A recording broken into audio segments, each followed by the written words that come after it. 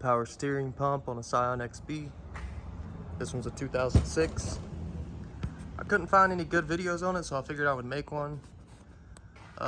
There's not much access on top or bottom to get this pump out. Now, what you can do to get all the access you need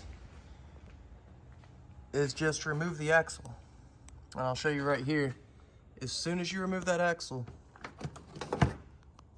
you get a giant window to get to everything you need to get to, and the pump will drop right out the bottom. You'll see I have my hub removed as well. That's just because the axle's seized in here. I didn't want to have to deal with getting it out, so I did a few more bolts and joints and I just pulled the whole piece out. So yeah, the pump comes right out of that hole.